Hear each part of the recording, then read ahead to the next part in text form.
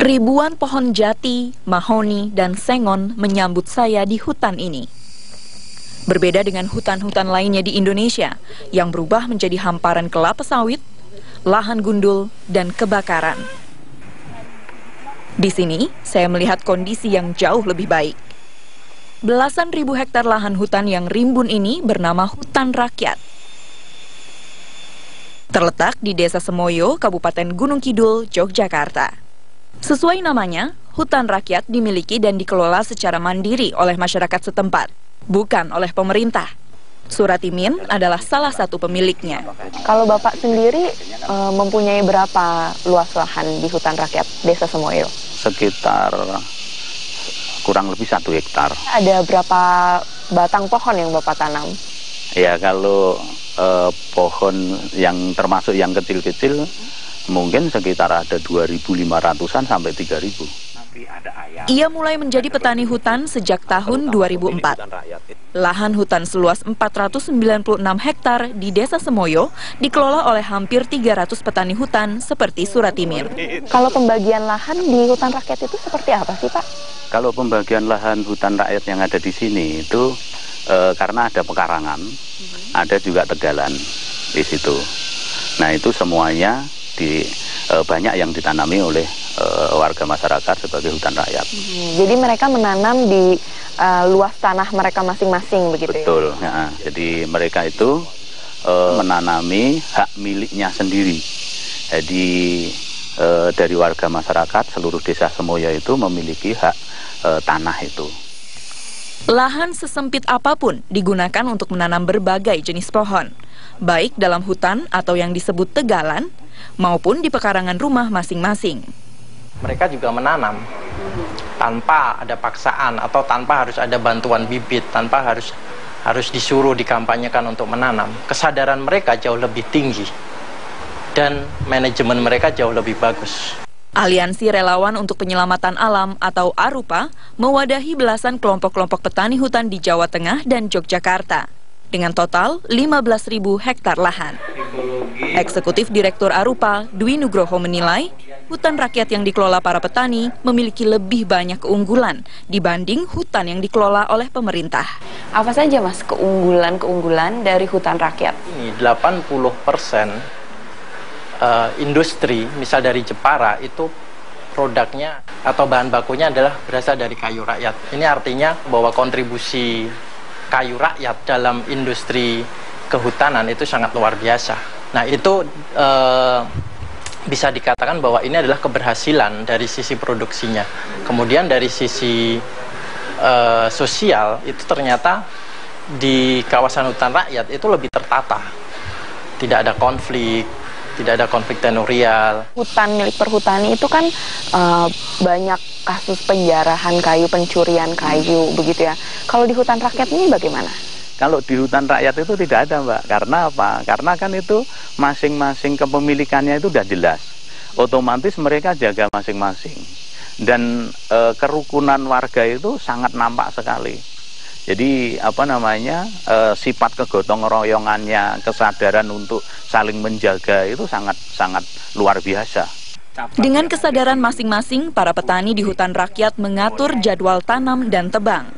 Tujuan utamanya adalah menjaga hutan tetap lestari.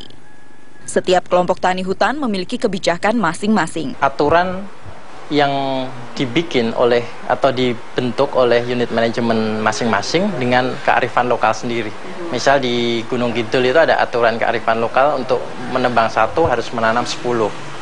Bahkan kelompok tani hutan di Desa Semoyo memiliki kebijakan untuk menanam minimal 2 pohon bagi setiap ibu yang baru melahirkan. Seperti yang dijelaskan oleh Widya, bidan yang telah bertugas selama 10 tahun di Puskesmas Desa Semoyo. Memberikan bibit kepada ibu yang melahirkan. Setiap ibu melahirkan kita kasih 2, diharapkan untuk ditanam. Dan dengan seperti itu maka kita juga akan melestarikan lingkungan, terutama air, mata air, sehingga airnya tetap bagus kualitasnya dan terjaga sehingga bisa untuk dimanfaatkan warga itu sendiri untuk kebutuhan sehari-harinya. Jadi air di Desa Semoyo ini terjamin kualitasnya gitu ya? Iya, benar-benar bersih dan tetap ada, itu yang jelas. Yang pohon keras itu yang mana sih Kak? 80 mata air baru ditemukan di wilayah yang tak jauh dari Desa Semoyo. Sumber-sumber air baru itu dimanfaatkan warga, diantaranya untuk mengairi sawah mereka. Inilah Desa Terong, Kabupaten Bantul, Yogyakarta. Di sini juga terdapat hutan rakyat milik sekitar 500 petani hutan. Salah satunya adalah Sugiono. Dari pohonnya jatuh, jadi pohon-pohon kecil-kecil seperti ini. Lahan ini adalah pekarangan Sugiono yang dipenuhi pohon jati, mahoni, dan sengon.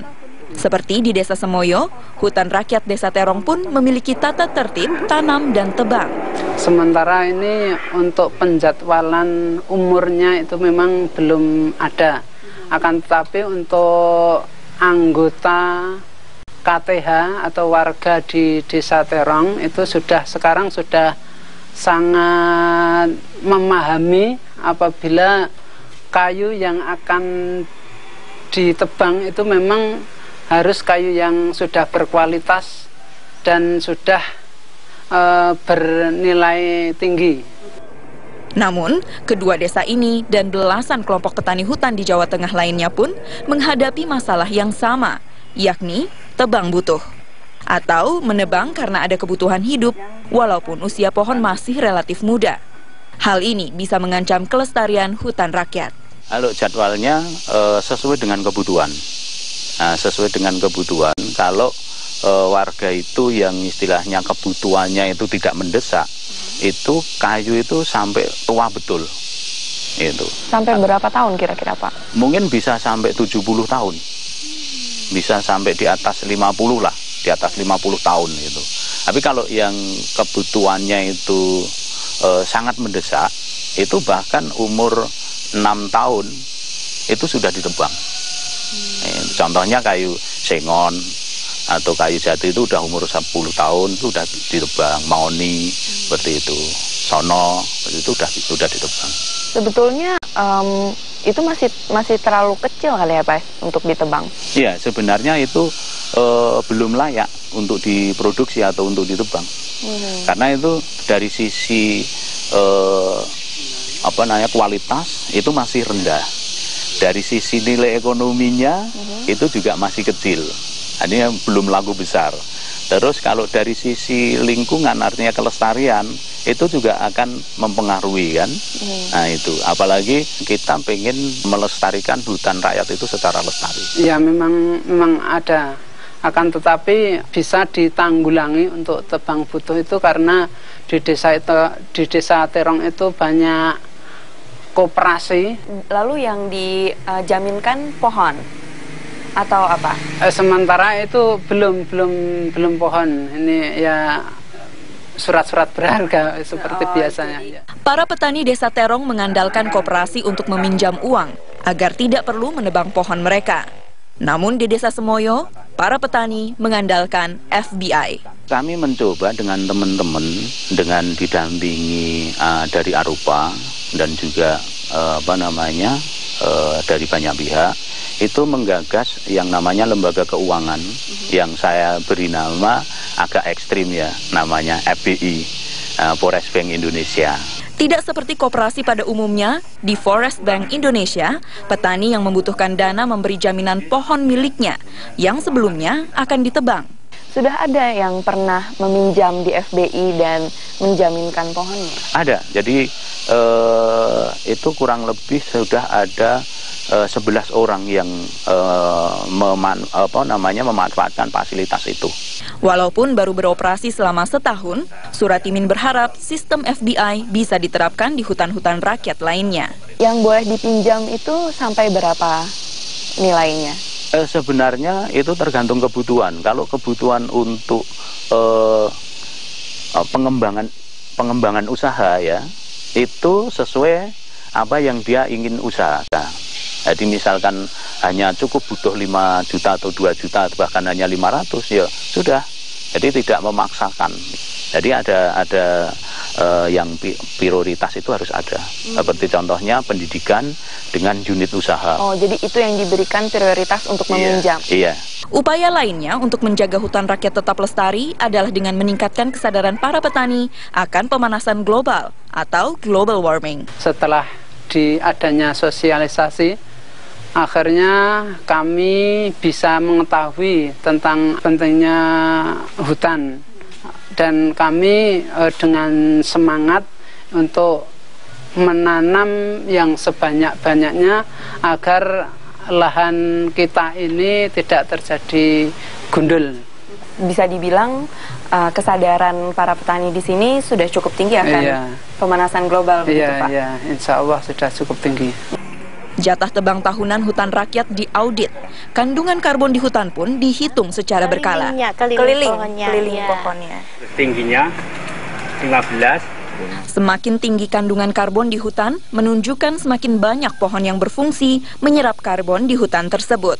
Udara yang dihirup pun semakin berkualitas.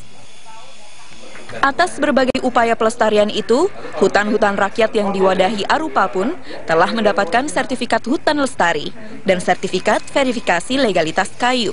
Dan jelaskan kedua sertifikat itu apa? Sertifikasi legalitas kayu atau terkenalnya adalah SVLK, itu adalah kebijakan melalui Peraturan Menteri Kehutanan nomor 38 tahun 2009 yang memang bertujuan untuk mewujudkan tata kelola kehutanan yang lebih baik. Hal ini karena dilatar belakangi oleh citra Indonesia sebagai penghasil kayu itu kayu ilegal, kayu curian seperti itu. Nah, kemudian Indonesia berupaya untuk memperbaiki citra itu dengan sistem verifikasi legalitas kayu. Artinya ketika sudah mendapatkan sertifikasi legalitas kayu, kayu itu bisa ditelusur asal-usulnya dan bisa dipastikan bahwa kayu itu adalah kayu legal, bukan kayu curian. Iya. Dengan sertifikat itu, Suratimin yang mengolah sendiri kayu-kayu miliknya bisa meyakinkan konsumen bahwa produk kayu yang mereka beli berasal dari hutan yang lestari, tidak berkontribusi terhadap pengurangan lahan hutan Indonesia. Baginya, tidak ada istilah sampah kayu. Semua bisa digunakan untuk menghasilkan berbagai produk. Green Flash atau flash disk dari kayu adalah salah satu produk unggulannya. Pengetahuan Bapak mengenai cara melestarikan hutan, terus bagaimana menanggulangi perubahan iklim, itu sangat luas sekali. Memang latar belakang pendidikan Bapak apa? Saya sih sebenarnya nggak sekolah, Mbak.